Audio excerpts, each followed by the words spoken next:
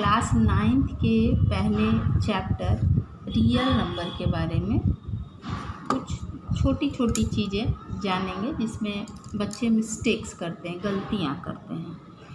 Real number जिसको हम लोग वास्तविक संख्या भी कहते हैं, हिंदी में वास्तविक संख्याएं हैं।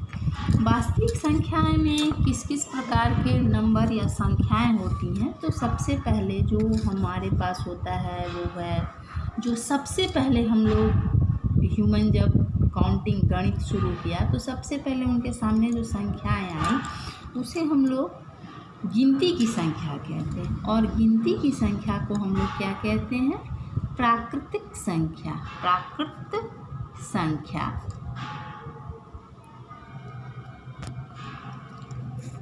प्राकृतिक संख्याएं क्या हैं? प्राकृतिक संख्याएं को हम लोग इंग्लिश में नेचुरल नंबर कहते हैं और इसका सिंबल n से हम लोग प्राकृतिक संख्या को दिखाते हैं, जिसको नेचुरल नंबर हम लोग कहते हैं। नेचुरल नंबर हम लोग कहते हैं उसको। ये होता है गिनती जहाँ से हम लोग काउंटिंग शुरू करते हैं, 1 2 3, या हिंदी में कहें तो 1 2 3 4 5 6 7, पूरी गिनती जहाँ तक हम लोग गिन सकते हैं वो सारी संख्याएं जो हैं वो कहलाती है प्राकृतिक संख्याएं। इसके बाद इस प्राकृतिक संख्या जो गिनती की संख्याएं 1 से शुरू होती हैं, उसमें जब हम लोगों ने 0 लगाया, शून्य से जब शुरुआत की, 0 1 2 3 अप टू इन्फिनिटी, कहीं तक भी गिनती करें, तो इन्हें हम लोगों ने नाम दिया पूर्ण संख्याएं या होल नंबर को हम लोग किससे दिखाते हैं, इंडिकेट करते हैं W से। तो W मीन्स होल नंबर 0 से शुरू होता है।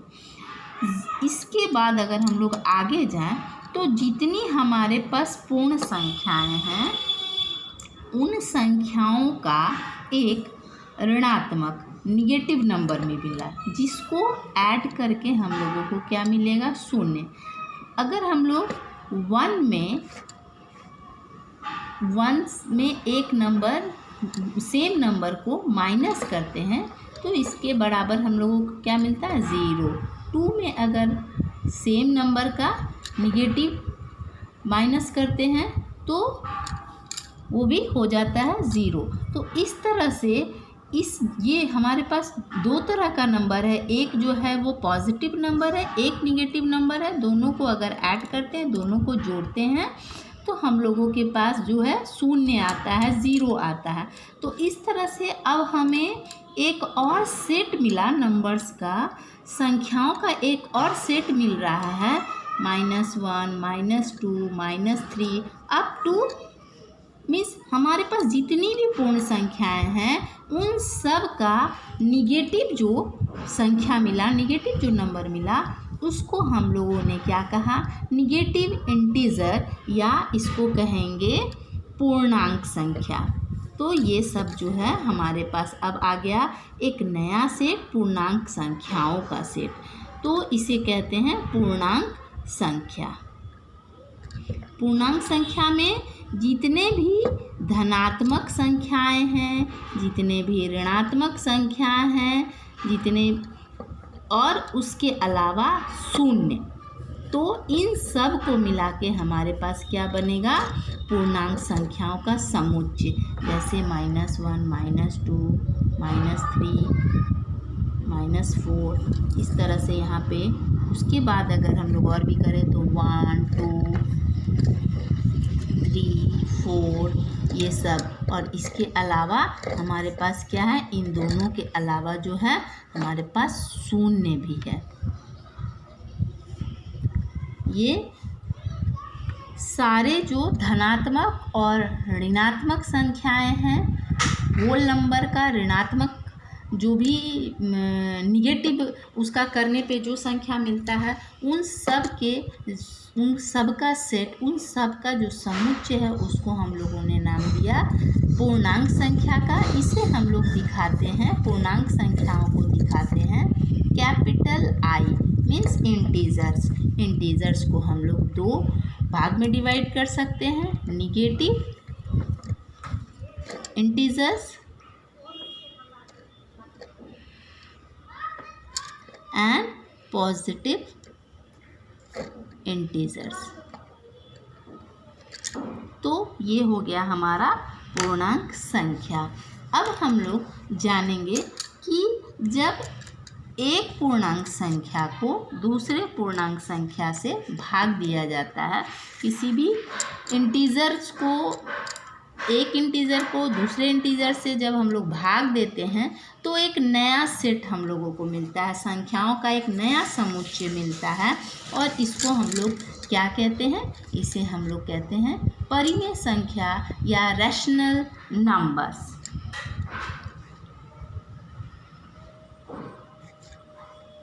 परिमेय संख्या, परिमेय संख्या में एक इंटीजर्स को दूसरे इंटीजर से हम लोग डिवाइड करते हैं, जैसे कि 2 डिवाइडेड बाय 3। इसको हम लोग कैसे लिखते हैं?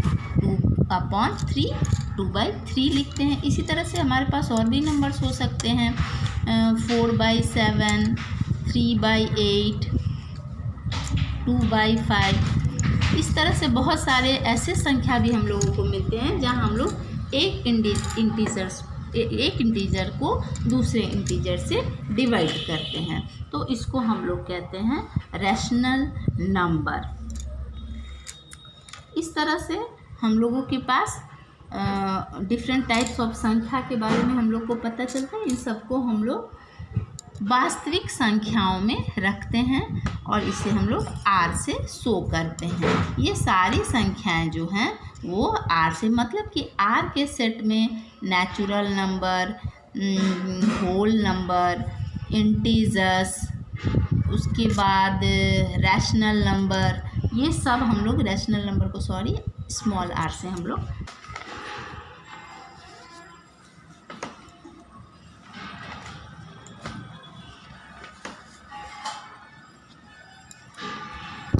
जितने भी हमारे पास फ्रैक्शंस होते हैं, फ्रैक्शंस, उसको भी हम लोग रैशनल नंबर में रख सकते हैं।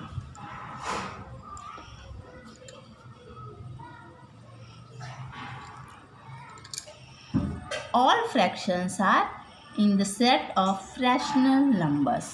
हम लोग रैशनल नंबर में जितने भी तरह के फ्रैक्शंस हैं वो सारे को रखते हैं।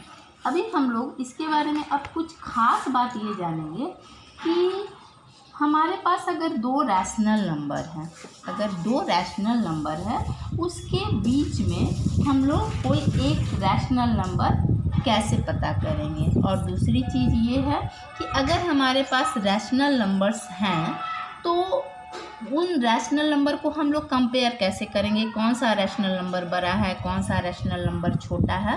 तो how do we compare with two rational numbers? How?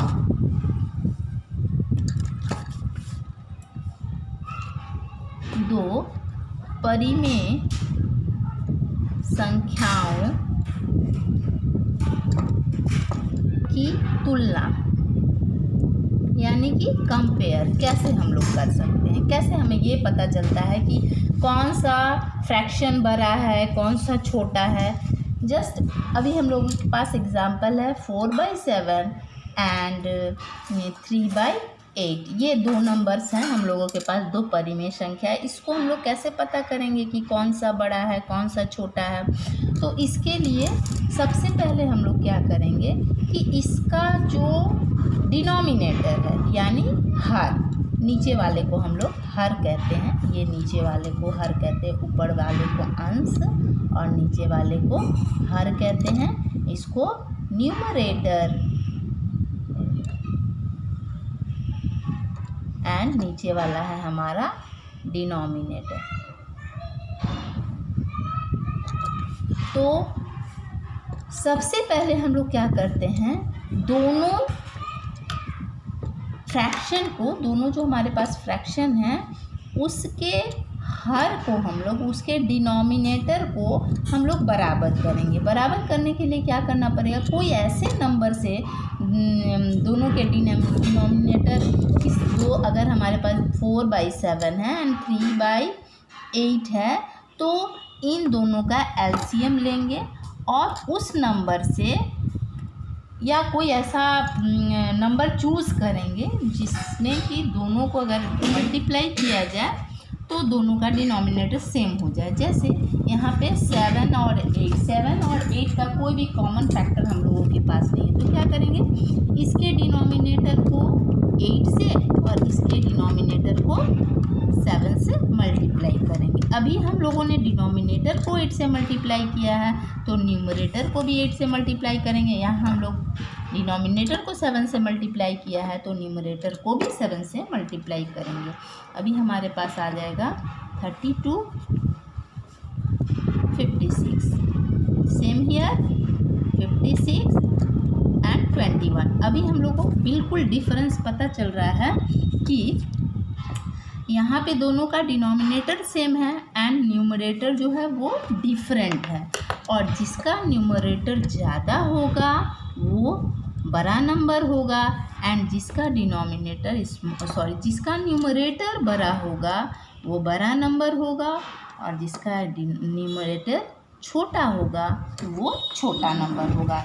Like here यहाँ पे हम लोग देख सकते हैं 32/56 is greater than 21/56। It means 4/7 is greater than 3/8। अभी यहाँ पे हम लोग देख रहे थे कि दोनों नंबर में दोनों फ्रैक्शन जो है उसमें जो है दोनों फ्रैक्शन के डिनोमिनेटर में कोई भी कॉमन फैक्टर नहीं है। अगर हमारे पास कोई कॉमन फैक्टर हो दोनों डिनोमिनेटर के बीच में कोई कॉमन फैक्टर, जैसे एग्जांपल हम लोग ले सकते हैं 3/10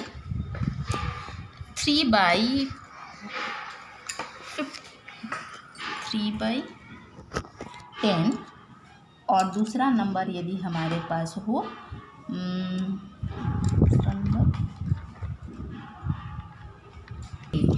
अगर इस तरह से दो नंबर हो जिसका डिनोमिनेटर ऐसा है कि इन दोनों के बीच में कॉमन फैक्टर है, तो ऐसे कंडीशन में भी हम लोगों को डिनोमिनेटर को सेम करना बहुत इजी हो जाता है।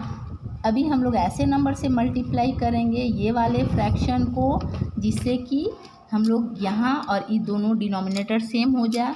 हम लोग 10 3 30 लेंगे, इन दोनों का अगर हम लोग एलसीएम निकाल लेते हैं तो भी वो मेथड भी इजी होगा। 10 3 से मल्टीप्लाई करेंगे तो 3 3 9 एंड 10 3 30। सेम हियर 8/15 इसको हम लोग सिर्फ 2 से मल्टीप्लाई करेंगे तो यहाँ पे क्या हो जाएगा 8 2 16 15 2 30। मीन्स दोनों का जो एलसीएम है 10 और 15 का जो एलसीएम है वो एलसीएम हम लोग यहाँ पे ले लेते हैं एंड जो नंबर से मल्टीप्लाई करने से ये 30 आ रहा है वही नंबर हम लोग ऊपर में भी मल्टीप्लाई करेंगे। अब हमारे पास क्या आ जाएगा 9/30 एंड 16/30। यहाँ पे हमारे पास बड़ा नंबर है 16/30, मतलब कि 3/10 इज़ स्मॉलर देन 8/15। तो इस तरह से आप लोगों को समझ में आ गया होगा कि अगर दो नंबर हमारे पास फ्रैक्शन में है तो हम लोग कैसे उसमें अगर डिनोमिनेटर डिफरेंट हो तो किस तरह से हम लोग उसको इक्वेट करके कौन सा नंबर बड़ा है कौन सा नंबर छोटा वो हम लोग पता कर सकते। बोलो, आज हम लोग इतना ही तक सीखते हैं। अगले वीडियो में हम लोग देखेंगे कि अगर हमारे पास दो फ्रैक्शनल नंबर है दो रैशनल नंबर है तो कैसे उन दोनों के बीच में हम लोग नया और भी बीच में आने वाले रैशनल नंबर को कैसे फाइंड करेंगे ये हम लोग सीखेंगे। उसके बाद हम लोग ये भी सीखेंगे कि नंबर लाइन हम लोग कैसे ड्रॉ करेंगे, किसी भी फ्रैक्शन को नंबर लाइन पे कैसे शो करेंगे, कैसे दिखाएंगे। Okay, thank you for watching video.